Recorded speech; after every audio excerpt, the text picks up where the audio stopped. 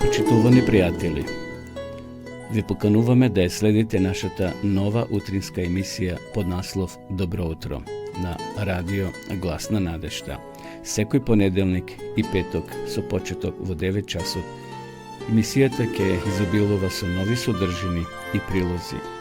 Програмата ќе се емитува во живо во студиото, а ќе се емитува на Facebook страната на радио Глас на надежта. Се гледаме.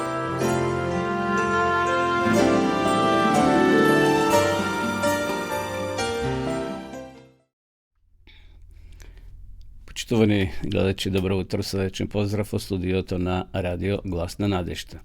Ја започнуваме и денешна утринска програма Добро утро, која се емитува секој понеделник и петок со почеток во 9 часот. Денеска сме 9 јуни, петок 2023 година или 106 ден од ова тековна година. На почетокот би сакал да ги проследиме сервисните информации. Во Кавадарци моментално е плюс 17. Што се однесува до ова изречението е поволно, тројка е. Сонцето изгрева во 4 часот и 58 минути, а истото ќе зајде во 20 часот и 4 минути. Интересно што се однесува до временската прогноза, таа гласи дека претпладне ќе имаме сончево со мала до умерена облачност. Попладне претежно во северните и источните делови ќе биде нестабилно со порен дожд и грмежи.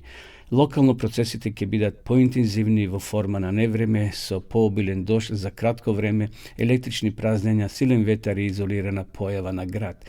Во Скопје претпладне сончево со мала до умерена облачност, попладне ќе биде нестабилно со порен дожд и грмежи. Во делови од котлините ќе има услови за појава на невреме со засилен ветер и појава на град. Што се однесува до температурите, тие ќе се движат од 9 до 21 степен во крајно западните делови на нашата земја, а на крајниот југ од 16 до 30 степени, во теквишијата од 15 до 30 степени.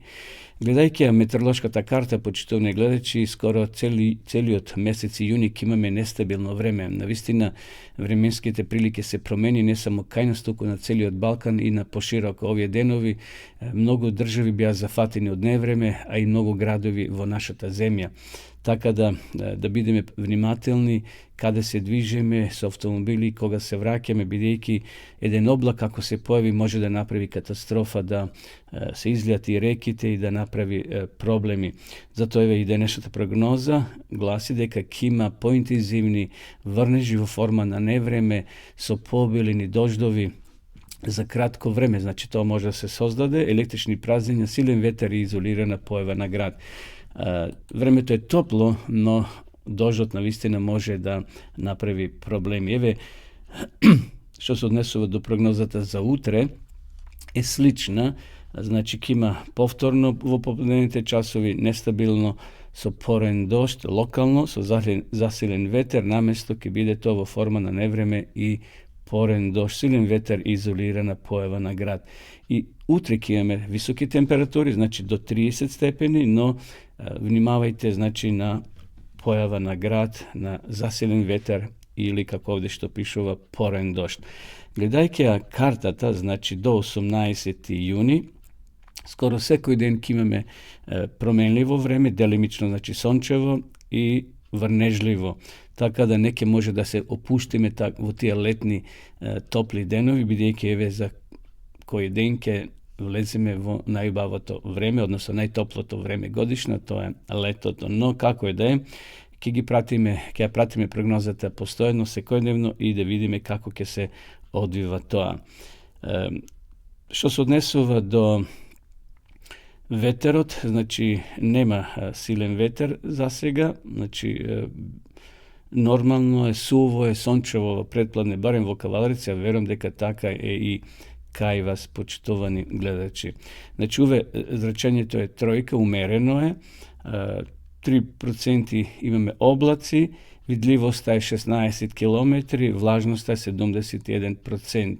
За сега нема врнежи во Македонија, но се очекува во попладневните časovi.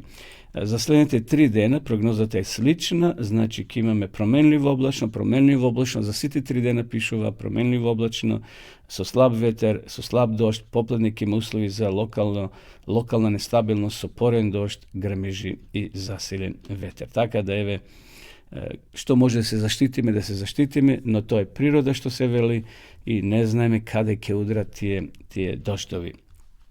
Што се однесува до состојбата на патиштата, сообраќајот на државните патишта се одвива непречено по претежно суви коловози, но како што рековме во попладневните часови може да бидат и влажни коловози, одрони на патиштата, посебно низ речните долини, клисури, каде што има можност од појава на одрони.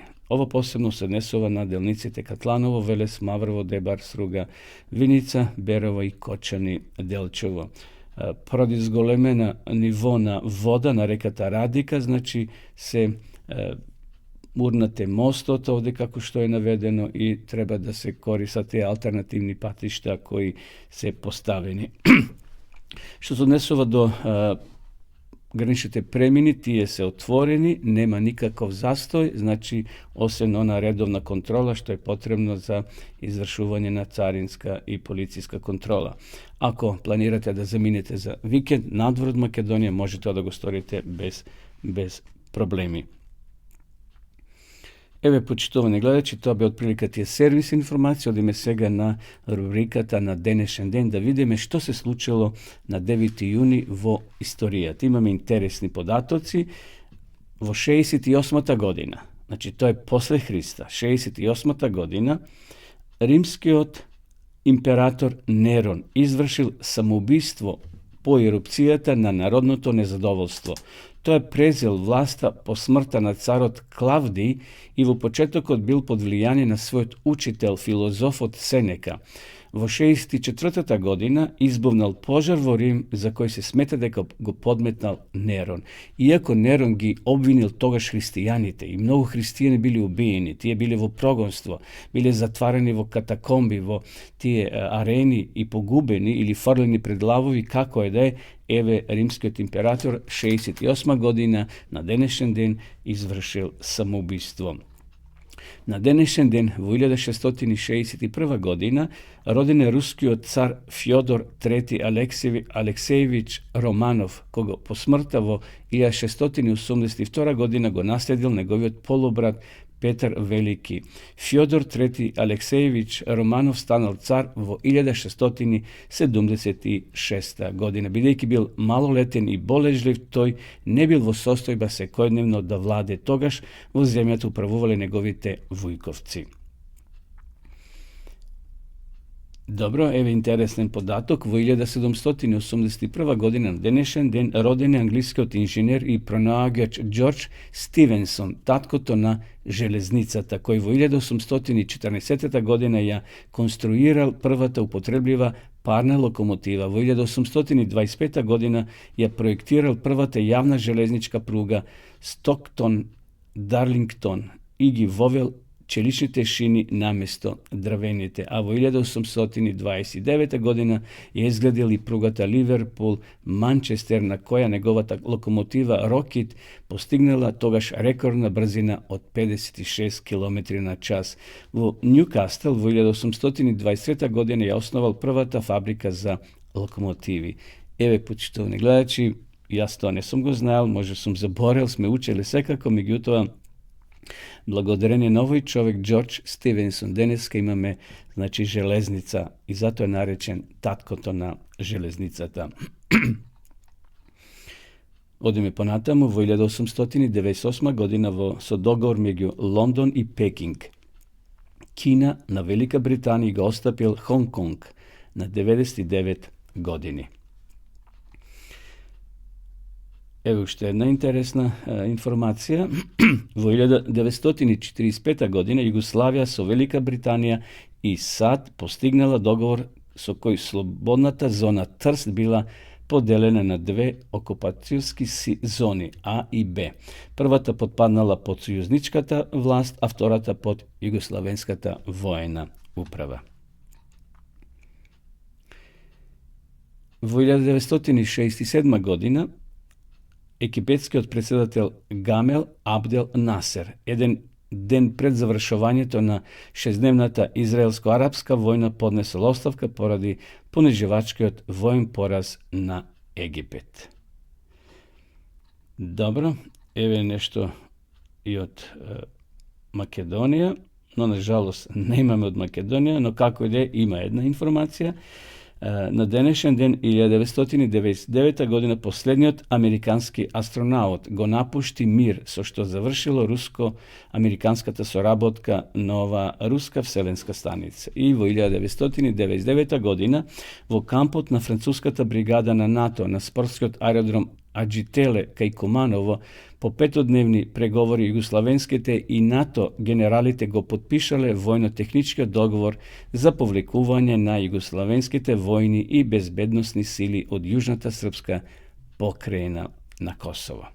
Еве, почитувани гледачи, тоа беа овие почетни сервис информации и рубриката на денешен ден. Одеме сега да ве поздравиме со една христијанска песна.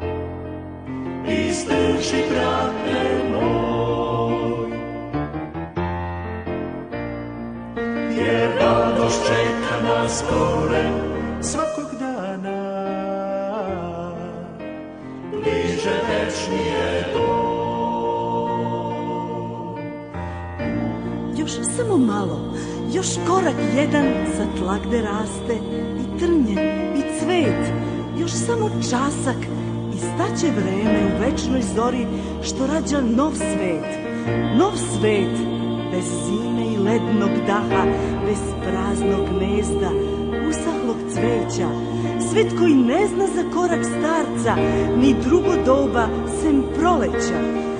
Raširi ruke stazama cvetnim, u pozdrav domu što čeka tamo.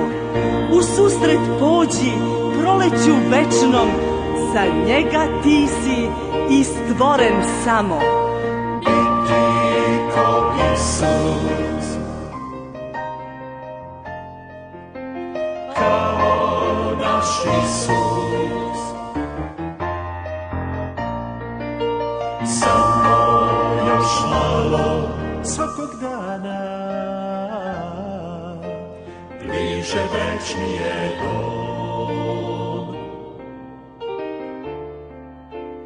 Blizu je dan najveće radosti. Blizu je dan,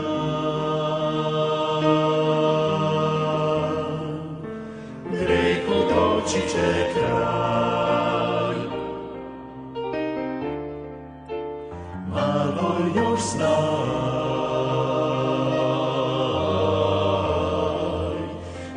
žalosť će prestati. Tad ćemo svi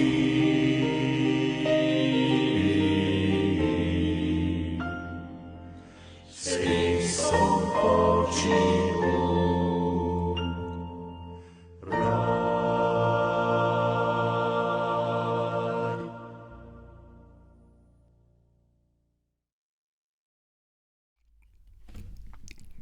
После оваа песна, почитно гледачи, се враќаме во живо во програма, ја продолжуваме со капки на мудроста и читање на делови од Библијата, од Светото писмо. Еве, да ги слушнеме капките на мудроста. Среќата ни ги дава пријателите, несреќата ги става на проба. Не се лоши времињата, туку човекот. Пред да ми судиш, види дали си ти совршен. Господ не создал со две раце, со една да примаме, со другата да даваме. Кога сакаш некого кажувај му го тоа секој ден, зашто ќе дојде ден во кој ќе сакаш да му го кажеш, но него нема да го има. Никој не е толку богат и славен да може да се откаже од една насмевка, ниту толку сиромашен за да не може да ја подари. Убавата жена е добра 3 месеци, а добрата жена е убава цел живот. Кога мачката ја нема, глувците прават што сакаат. Озборуваш ли некого, очекувај дека набрзо ќе слушнеш уште полоши работи за себе. Луѓето со ситни слабости не се подобни за крупни подвизи.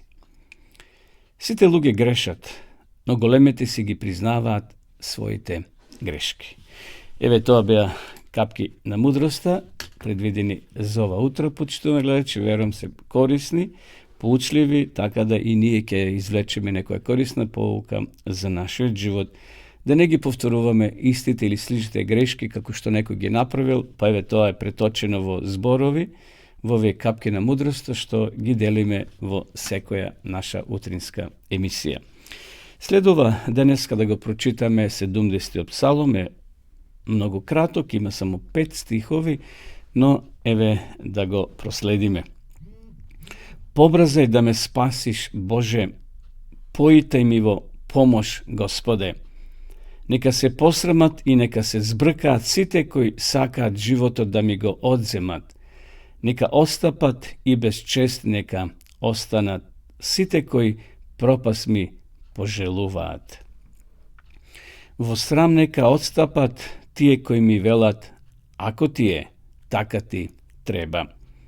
А нека се радуваат и нека се веселат во тебе сите кои те бараат тебе, Господе. Тие кои копнеат по твоето спасение, вечно нека говорат, велик да е Господ. А јас пак сум кутар и беден.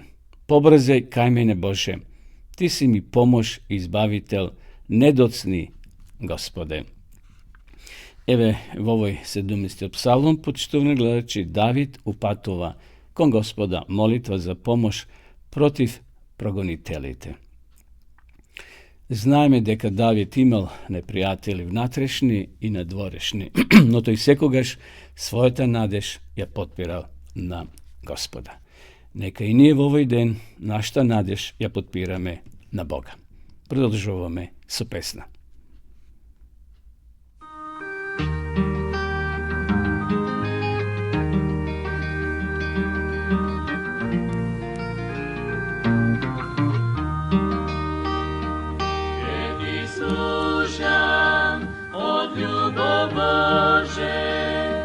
Ti mi dade životno, ja zbog ništo ne da me najdeš. Ti mi dade životno, dragi skrše život, Golgota gi izmeni vo radost, kopneš si ti za mene,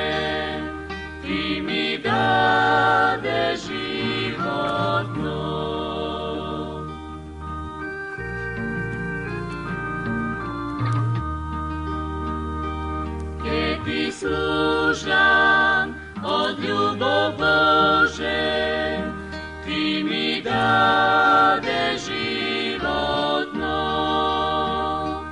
Ja zbeh ništo preda me najdeš, ti mi dade životno.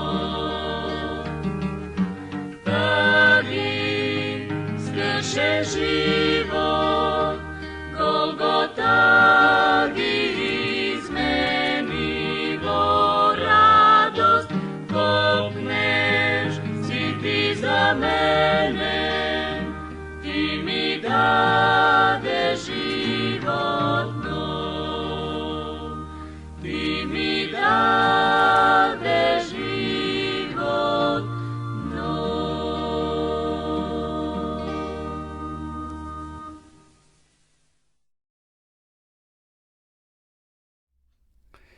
Продолжуваме со нашата програма. Почитувани гледачи, ја следите утринската програма на радио Гласна надежда од Кавадарци. Поздрав до сите вас кои во меѓувреме се вклучивте и во живо ја следите нашата програма. Според она што го гледам овде на мониторот, имаме гледачи од Македонија, секако најмногу, а имаме ете и од диаспората, од странство. Поздрав до сите вас, почитувани гледачи. Следува рубриката Вести од светот или искуства на луѓе кои го запознале Господа, се обратиле и станале негови следбеници. Денешните вести, денешното искуство ни доаѓа од Латвија. Ќе ни го раскажат Олег и Светлана. Насловот е од надприродното. За Олег свадбата значела повеќе отколку само стекнување на доживотен сопатник и пријател. Тоа значило живење со некој со фантастични моки. Тој дознал за мокта на својата сопруга кога таа му понудила ослободување од неговите постојани главоболки. Сакаш ли да ти ја ставам раката на главата? Прашала Светлана.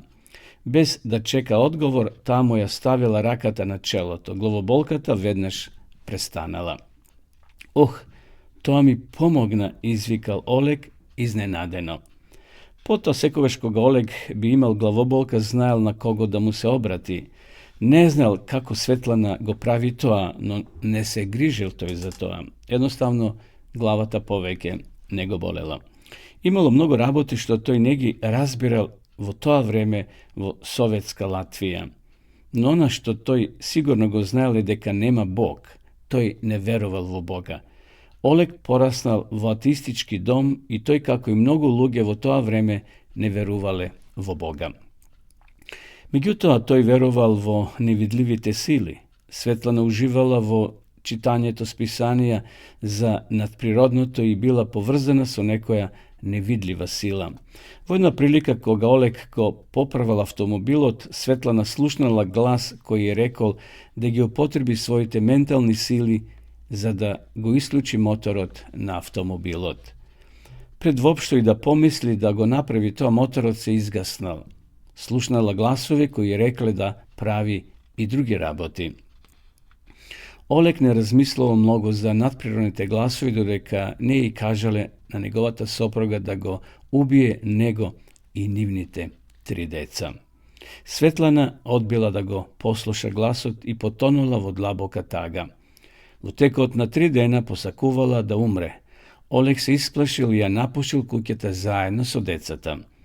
Мајката на Светлана повикала брза помош, а Светлана завршила во психијатерска болница.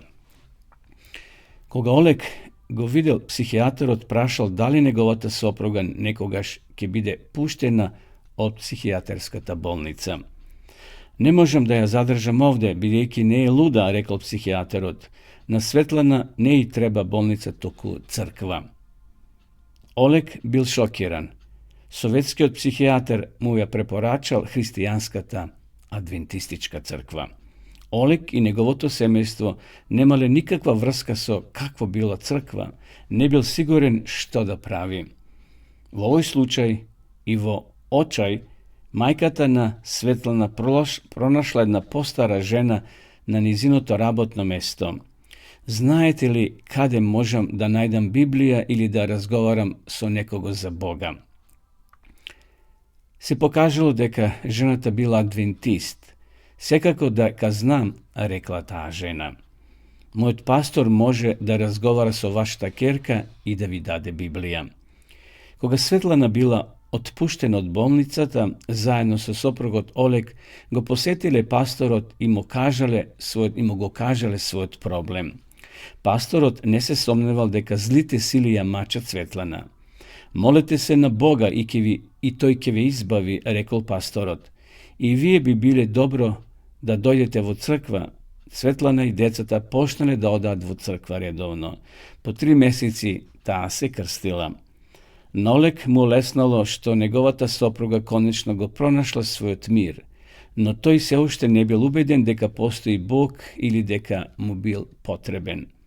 Понекогаш се подсмевал на Светлана и на неговите деца затоа што се молат, ги прашал и зошто секоја сабота мора да одат во црква. Дојди и види, би одговорила Светлана. Олег конечно отишол со нив една сабота и му се допаднало она што го видел. Кога пасторот му понудил да ја проучува Библијата заедно со него, тој се согласил. Наскоро тој му го предал своето срце на Бога и се крстил. Подосна сите 3 деца исто така се крстиле. Сега јас сум пастор на црквата, вели Олег. Никогаш не сум помислил дека ќе бидам пастор. Олег е повеќе од пастор. Од 1998 година тој е водач на младите и работи со изведниците. Светлана тесно соработува со него. Олег ќе помогне во надгледувањето на проектот што ќе се реализира следната година во Рига.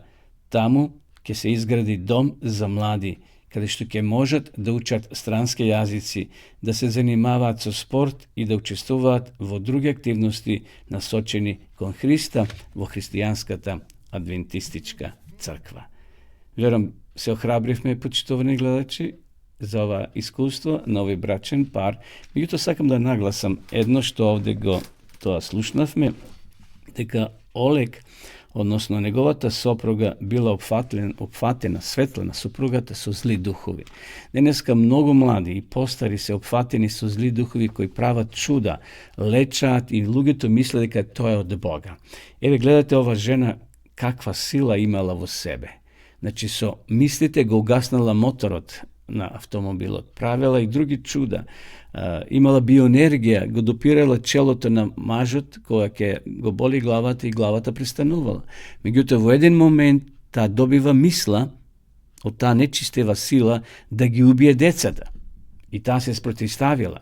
Гледате ѓаволот како работи, чекор по чекор. Прво ќе ти даде убави работи, и на крају дури помислили да се самоубие ова жена. И денеска многу луѓе посегнуваат по својот живот, благодарение, условно кажано, на таа нечистива сила на сатаната кој манипулира со луѓето. И затоа нашата надеж е во Господа. Ако ни дојдат такви мисли, да се молиме, како овде што рекол пасторот.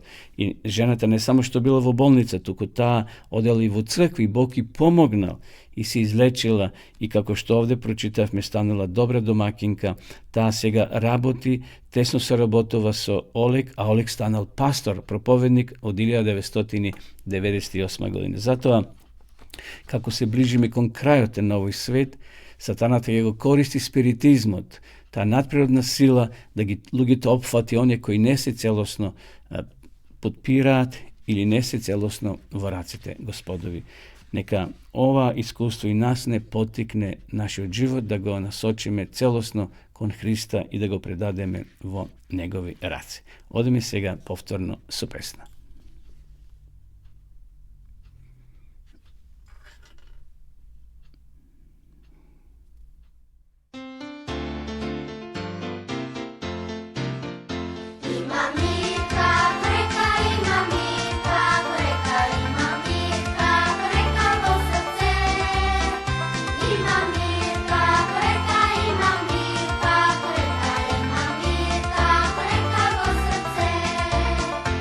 Ima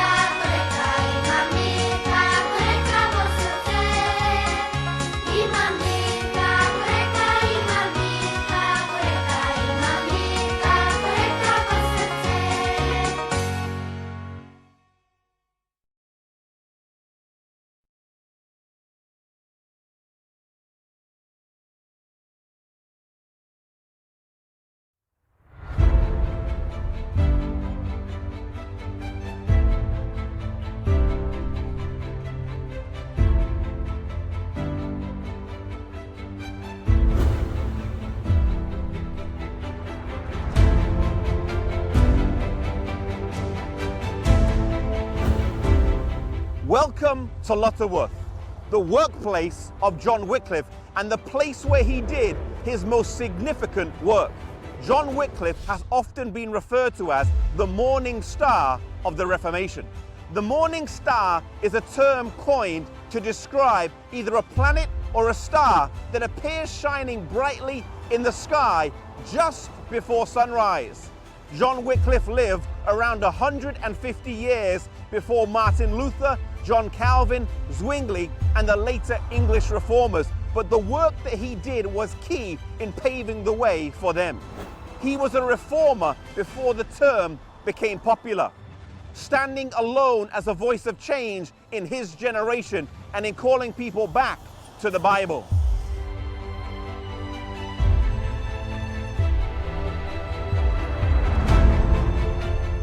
Educated at Oxford University, he was a scholar and an unrivaled debater. It was whilst he was a student that he first incurred the displeasure of Rome in denouncing the friars and their lazy lifestyle. He was a champion of civil and religious liberty.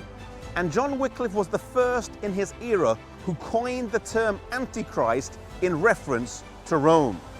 The Archbishop of Canterbury received from Rome a papal bull to investigate the writings of John Wycliffe. But due to his standing at Oxford University and the goodwill he had amongst the people, this was never followed through. Perhaps a key event that helped John Wycliffe was the papal schism of 1378, where there were two popes that each claimed to be the right pope. And so amidst this confusion, John Wycliffe was left in a state of relative peace to carry on the work that he was called to do.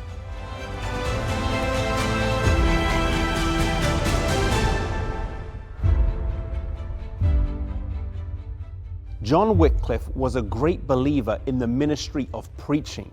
He trained men who were known as the Lollards and sent them out all over the country preaching the gospel.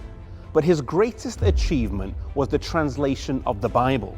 Today, we might not grasp the gravity of this, but back then, to read the Bible in the language of the people, as opposed to the Latin, was seen as heresy, something that was forbidden and viewed as dangerous. A church leader in Wycliffe's day, commenting on his translation, said these words, "And so the gospel pearl is thrown before swine and trodden underfoot, and that which used to be so dear to both clergy and laity has become a joke, and this precious gem of the clergy has been turned into the sport of the laity." Wycliffe, though, declared plainly, Christ and his apostles taught the people in the language best known to them. It is certain that the truth of the Christian faith becomes more evident the more the faith is known. Therefore, the doctrine should not only be in Latin, but in the common tongue.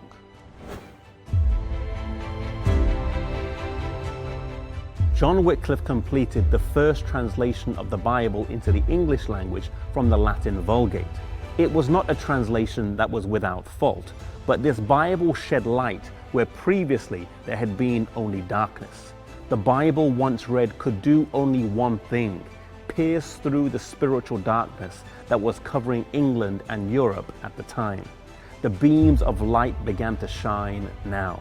The revolution that would be the Reformation would become unstoppable. Today we have the Bible easily accessible. And today I want to challenge you to commit to read God's Word every day, to spend time in His Word, because as the psalmist says, the entrance of thy words gives light.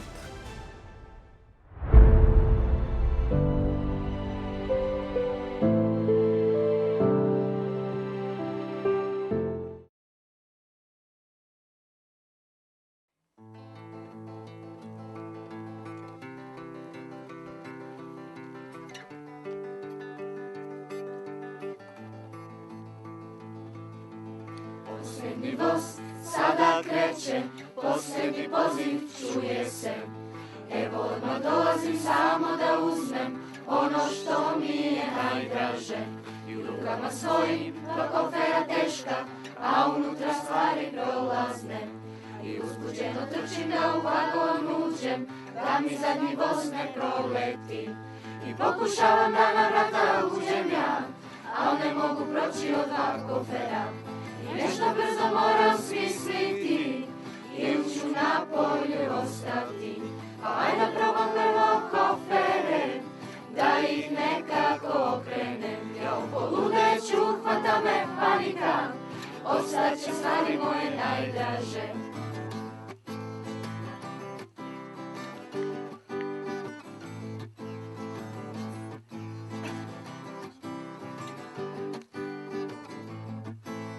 Posljednji voz sada kreće, posljednji poziv čuje se. Evo odmah dolazim samo da uzmem ono što mi je najdraže. I u rukama svojim dva kofera teška, a unutra stvari prolazne. I uzbuđeno trčim da u vagon uđem, da mi zadnji voz ne proleti. I pokušavam da na vrata uđem ja, al ne mogu proći od dva kofera. I nešto brzo moram smisliti, ili ću na polju ostati. Pa ajde probam prvo kofere, da ih nekako okrenem. Ja u poludeću, hvata me panika, ostaće stvari moje najdraže.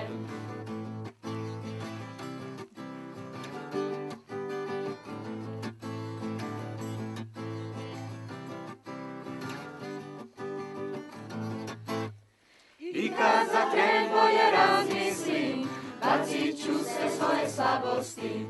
Kofere od kojih ne mogu, da na mala vrata uđem ja. I evo čujem glas, hajde, pedi se, Isus ide skoro, doći će.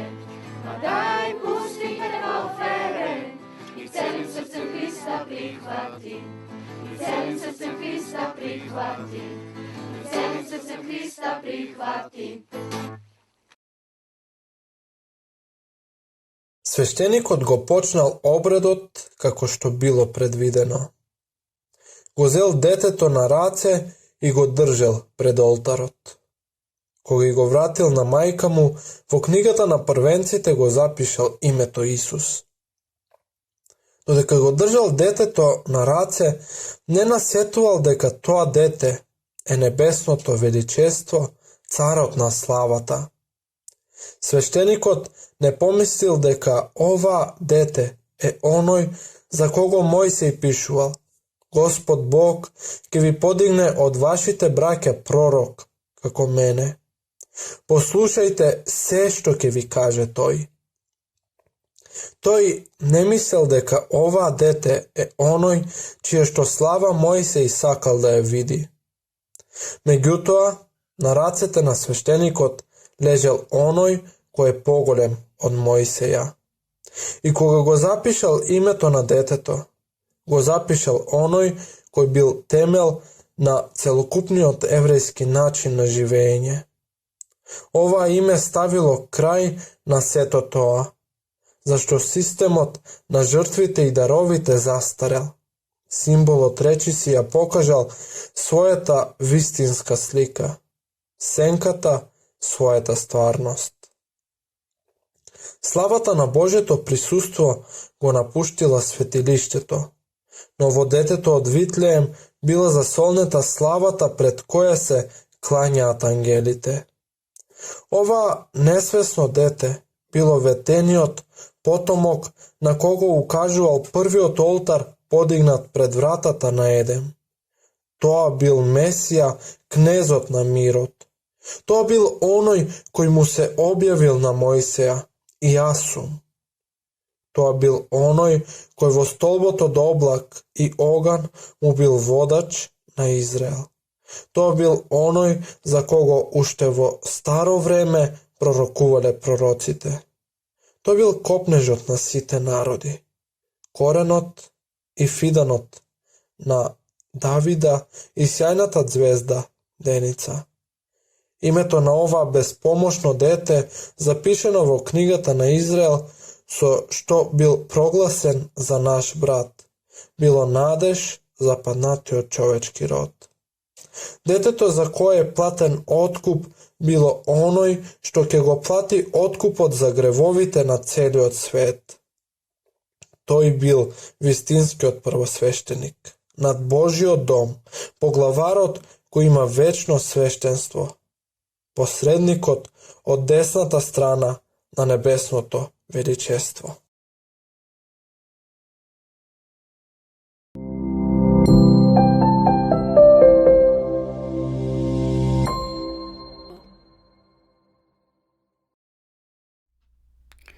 Продолжуваме со нашата програма. Почитувани гледачи, ја следите утринската програма Добро утро на радио Глас на надежта. Продолжуваме со кратка порака од Светото писмо.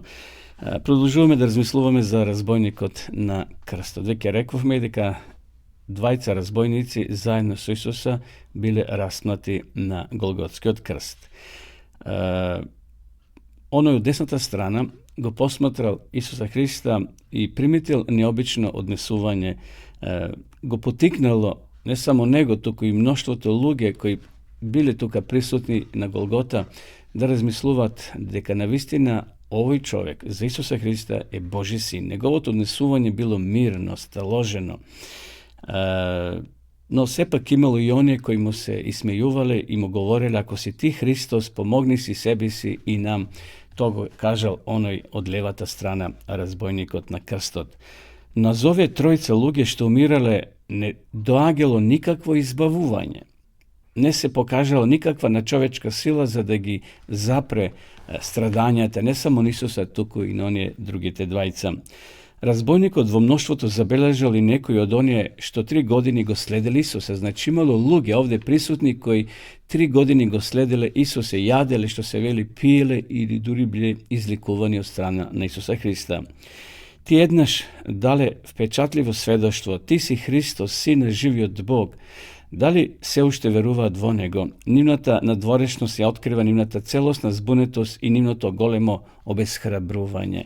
И самиот Петар, кој бил тука, сокри некаде во толпата луѓе, бил присутен и тој самиот го признал Исуса дека е син на живиот Бог. Од прилика 700 години пред овој настан, пророкот Исаја предскажал како ќе делуваат луѓето кон Месијата кој ќе дојде да ги превземе гревовите на човештвото. А тој беше изранет за нашите гревови и мачен заради нашите беззаконија. Сите ние бевме заблудени како овци, се отстранивме секој од својот пат. А тој беше презрен и понизен меѓу луѓето, маж на болки и свикнат на страдање, а ние го одвраќавме од него лицето свое. Тој беше презиран и ние за ништо не го сметавме. Тоа е пророк Исаја го запишал во 53 глава. Распнатиот осуденик видел како зборовите на пророкот буквално се исполниле. Навистина бил презрен и наполно отфрлен. Дури неговите ученици го напуштеле. Ни еден глас не го бранел Исуса. Ни еден човек не покажал дека верува во него. На Голгота владеело длабоко сомневање, суров подсмев и бескрајно понижување. Меѓутоа, злосторникот сепак проникнал во оно што не го гледало. Во Исуса го видел Божиот син. Пред римските војници да му ги скршат нозете за да му ја забразат смртта, проговорил потресна молитва на вера. Наистина, какво силно сведоштво, почитувани гледачи, од страна на Исуса. Мноштво луѓе кои до вчера го обожавале, морако плескале, сега скоро сите му свртиле грб. Исус морал сам да ја испие чашата до дно. И денеска е тоа така слично. Кога човек има пари, посебно тие кои се дружат во тие маса на луѓе, јадат, пијат, кога ќе снема пари, луѓето ти вртат грб. Нешто слично го доживел и изгубениот син од Христовата приказна која е запишена во Лука. Меѓутоа, Христос никогаш не се откажува од нас. Тој сака да биде до крајот на нашиот живот со нас. Овој разбойник од десната страна видел во Исуса нешто посебно и изговорил прекрасна молитва, а за таа молитва ќе зборуваме во наредната емисија. Одеме сега да продолжиме со нашата програма.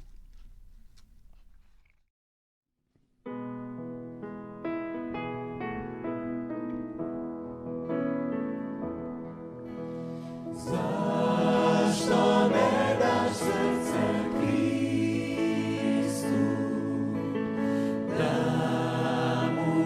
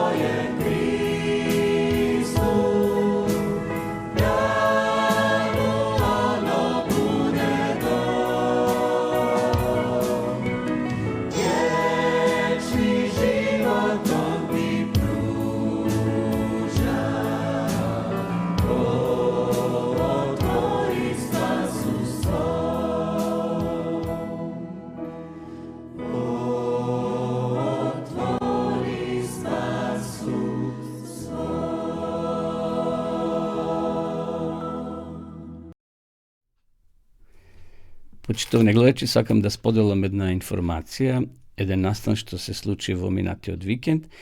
Во Кавадарци, во локалната црква, значи во Кавадарци на 3 јуни, се одржа свечено богослужение, библиско крштевање, на кое присуствува верници од Кавадарци. Имавме верници и од Германија, од Босна и Херцеговина и од други градови од Македонија, така да беше богато богослужение, затоа што присуствувавме на еден настан библиско крштевање, завет со Господа стори Валерија, млада девојка од Кавадарци. Пред присутните таа свечено ја потврди својата одлука да му служи на Господа по пат на библиско крштевање. Во богослужението учествува и верници од локалната црква и, како што реков, имавме гости од Германија кои изведоа неколку песни, но како е да е, се исполнува библиското пророштво, односно Исус го кажал во Матеј последната глава, 28 глава, одете и проповедајте и научите ги на луѓето и потоа крстете ги. Зошто крштевањето е важно? Затоа што крштевањето е многу важен чекор во христијанскиот живот. Во Марко 16:16 пишува: кој поверува и се крсти ќе биде спасен. Крштевањето ни отвара вратата кон небесното царство. Има луѓе кои веруваат, добри се, се ето во ред, меѓутоа не го направиле тој последен чекор во својот живот, а тоа е крштевање библиско, со заронување, значи со потопување на целото тело во вода. Тоа е изворно значењето на грчкиот збор баптизо, што значи потопување. Така да, еве, апел до сите вас, почитувани гледачи, кои можеби се уште не сте го направиле тој чекор. Можеби сте биле крстени како дете, како бебе. Тоа нема вредност во очите на Бога. Исус Христос се крстил возрасен на 30 години. Така да, еве денеска апел до сите нас, кои се уште сме на својата животна раскрсница, тоа да го направиме додека сме живи, бидејќи кога човекот ќе почине, веќе нема никакви шанси, не помагат молитвите на живите за покојните, затоа што покојните, тие се веќе покојни, немат никаква одговорност, односно никакво право за покаяние, за помилување и така натаму. Значи, во минатиот викенд имавме радост во црквата во Кавадарци, каде што една млада особа, Валерија, одлучи да му служи на Господа, без разлика дали сме млади или постари. Во секој време ние можеме да се определиме и да го следиме Исуса Христа. Еве, тоа беше, значи, таа информација што сакав да споделам овде од Кавадарци. Нешто што ќе се случи во наредниот викенд, почитувани гледачи, тоа е соборот за сите адвентисти и за пријателите, симпатизерите од Македонија во Штип, во Домот на културата Ацо Шопов. Наредниот викенд, односно тоа е веќе утре, значи 10 јуни, во 10 часот ќе отпочне соборот на адвентистите од Република Македонија. Повеќе до сите вас кои се уште не сте се одлучиле, еве, сега е време да се одлучите и утре, ако Бог даде живот и здравје, да се видиме во Штип. Да ја видиме сега и рекламата за овој собор.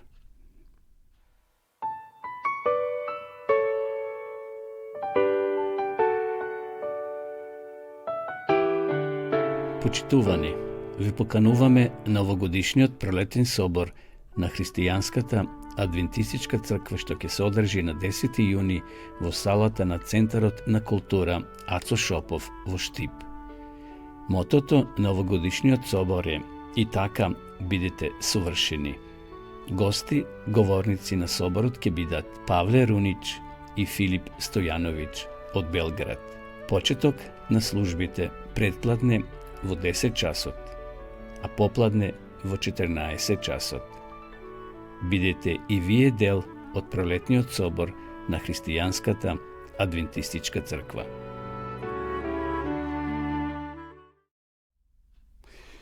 За денеска сакам да ви ја понудам книгата Гребенот на спасените. За сите вас кои сте љубители на добра книга, добар роман, ова е извонредна книга, значи вистински настан, вистинска животна сторија за Дезмонд Дос, врз основа на која е снимен филм.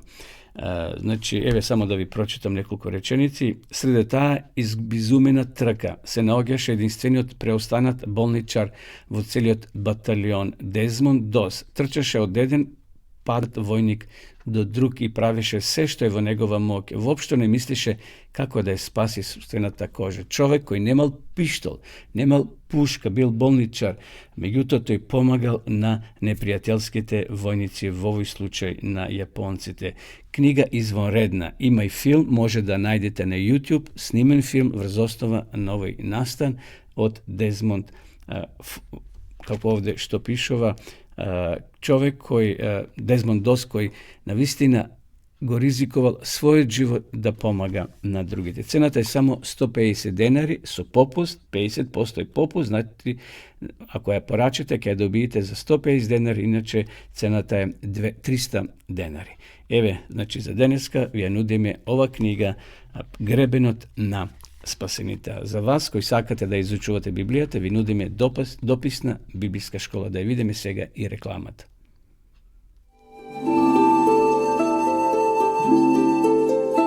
Почитувани пријатели, доколку сакате да ја изучувате Библијата, имате изворедна прилика тоа да го сторите преку онлайн веб страницата на Библијата зборува.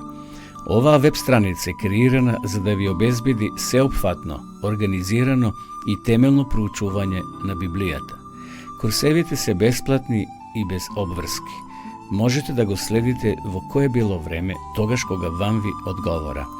На располагање ги имате следниве курсеви: библиска археологија, библиски пророштва, за верата и верувањето, библиски совети за здравјето, библиски совети за бракот и семејството.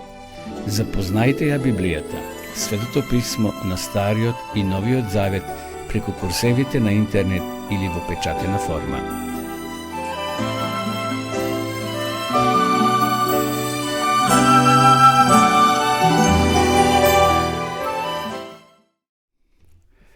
Драги пријатели, драги гледачи, ви дојдовме до крајот на ова денешна петочна емисија Добро утро, која се емитува секој понеделник и петок со почеток во 9 часот.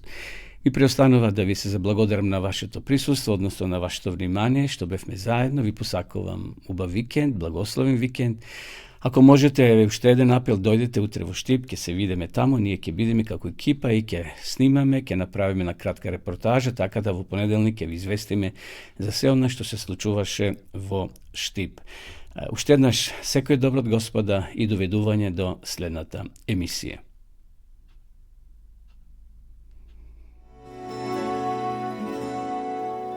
Почитувани пријатели, ви покануваме да ја следите нашата нова утринска емисија под наслов Добро утро на Радио Гласна надежта. Секој понеделник и петок со почеток во 9 часот. Емисијата ќе изобилува со нови содржини и прилози. Програмата ќе се емитува во живо во студиото, а ќе се емитува на Facebook страната на Радио Гласна надежта. Се гледаме.